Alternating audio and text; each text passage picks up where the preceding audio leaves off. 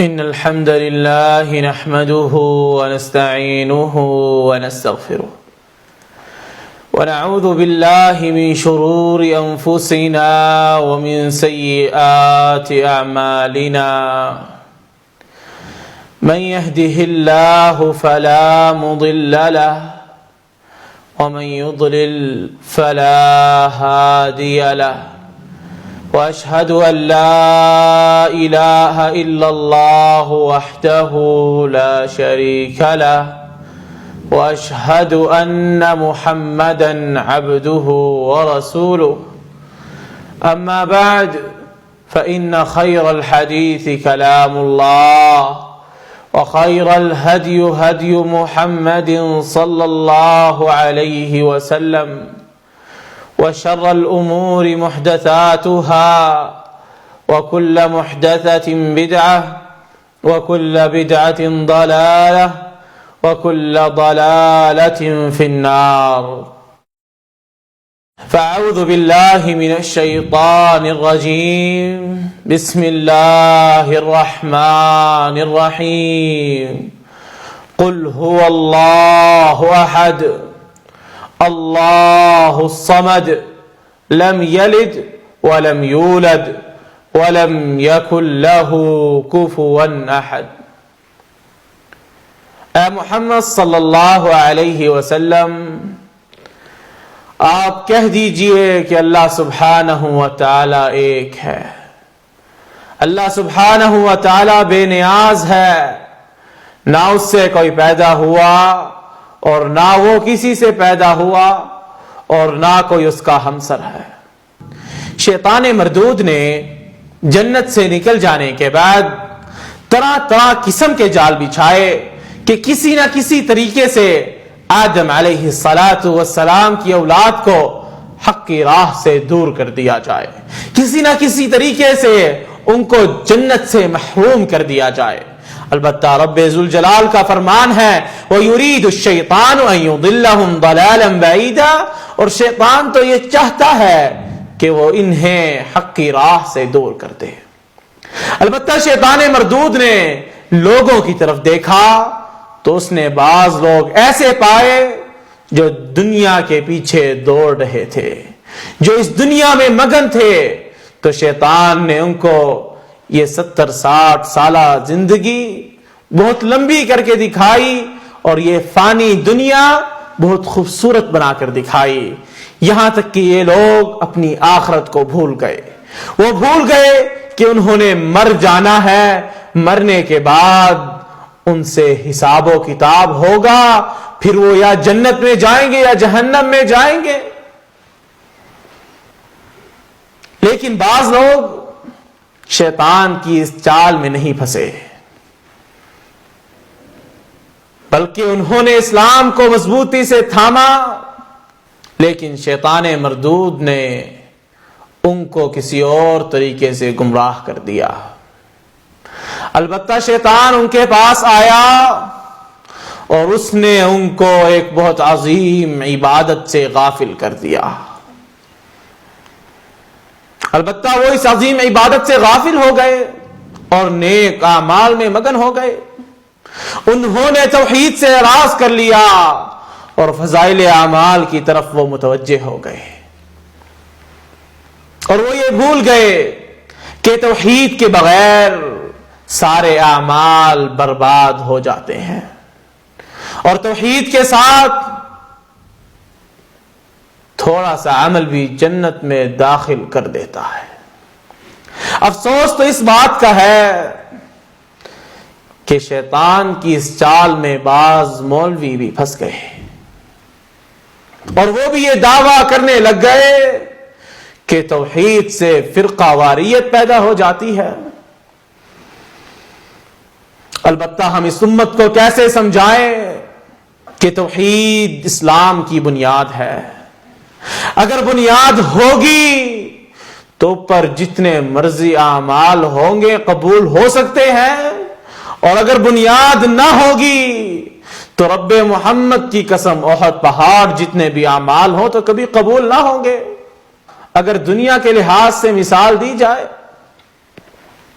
تو ان لوگوں کا حال تو بالکل اس ٹھیکیدار جیسا ہے جس کو ایک بلڈنگ بنانے کا ٹھیکہ دیا گیا ہو اور وہ یہ کہے کہ میرے پاس اتنا وقت ہے، اتنی پیمنٹ ہے، کیوں نہ میں جلدی سے اس کی بنیادیں بنا لوں، کم پیسوں میں اس کی بنیادیں بنا لوں اور اس کے بعد میں اس بلڈنگ کو بہت خوبصورت اور سندر سا بناؤں، تاکہ جس نے مجھے ٹھیکہ دیا ہے وہ بعد میں دوبارہ بھی دے مجھے۔ اور جب یہ ٹھیکیدار خوبصورت اور سندر سی بلڈنگ بنا لیتا ہے تو پھر جب یہ آ کر دیکھتا ہے کہ یہ بلڈنگ ایک ہوا کے جھولے سے راکھ میں بدل گئی ہے، اس وقت اس کو اپنی غلطی کا احساس ہوتا ہے کہ کاش میں اس کی بنیادیں مضبوط بناتا۔ امت اسلام، رب محمد کی قسم، جتنے مرضی اعمال کر لو، اگر بنیاد مضبوط نہیں ہے، اگر توحید نہیں ہے تو سارے کے سارے اعمال برباد ہو جائیں گے۔ ہم اپنی بات کرتے ہیں، اللہ سبحانہ و تعالی نے تو اپنے انبیاء کا ذکر کیا اور ان کے بارے میں بھی یہی کہا کہ اگر یہ بھی توحید سے اعراض کر لیتے تو ان کے بھی اعمال برباد ہو جاتے۔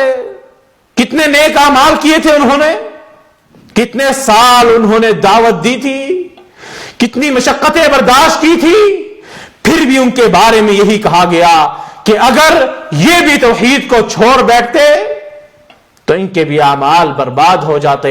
فرمان رب ذوالجلال ہے وَلَقَدْ أُوحِيَ إِلَيْكَ وَإِلَى الَّذِينَ مِن قَبْلِكَ لَئِنْ أَشْرَكْتَ لَيَحْبَطَنَّ عَمَلُكَ۔ اے محمد صلی اللہ علیہ وسلم، آپ کی طرف بھی وحی کی گئی ہے اور آپ سے پہلے جتنے انبیاء تھے سب کی طرف وحی کی گئی تھی کہ اگر آپ نے بھی شرک کیا تو آپ کے بھی اعمال برباد ہو جائیں گے۔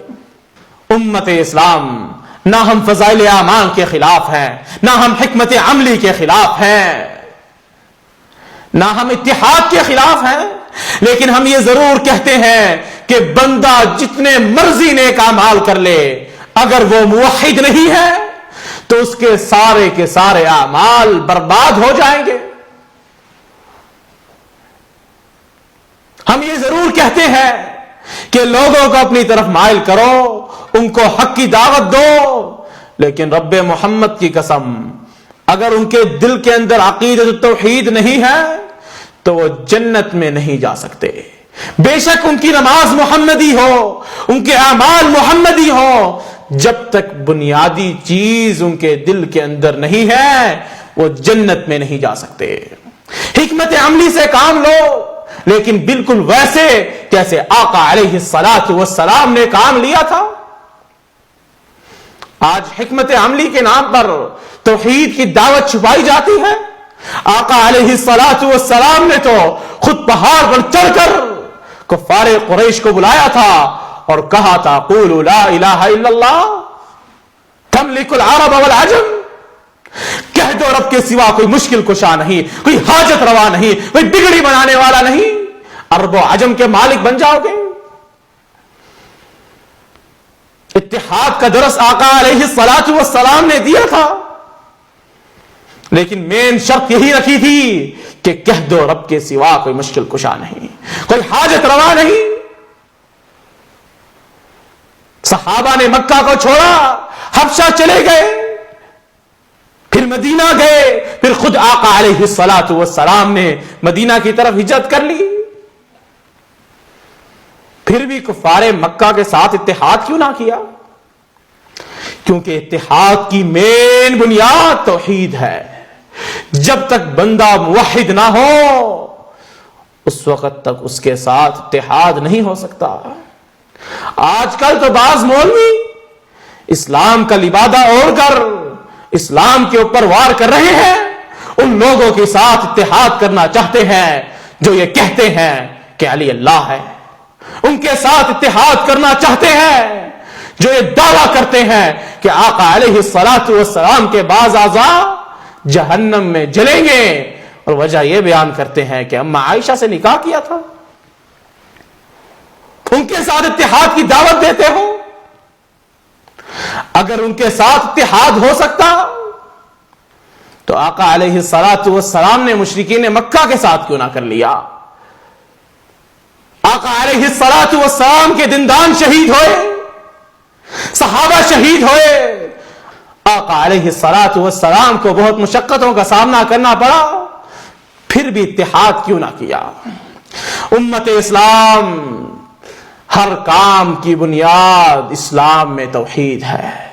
جب تک بندہ موحد نہ ہو اس کے ساتھ آپ اگلا سٹیپ نہیں چڑھ سکتے, کیونکہ جب تک موحد نہیں ہے اس کا دوسرا عمل قبول ہی نہیں ہوگا.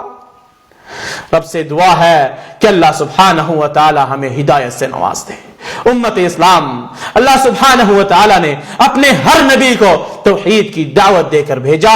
فرمان رب ذوالجلال ہے وما ارسلنا من قبلک من رسول الا نوحی الیہ انہ لا الہ الا انا فاعبدون. اے اللہ, مسلمانوں پر ظلم ہو رہا ہے مولا, اے اللہ ان کی حفاظت فرما. اے اللہ بلد توحید کی حفاظت فرما, ادھر کے حکمرانوں کی حفاظت فرما.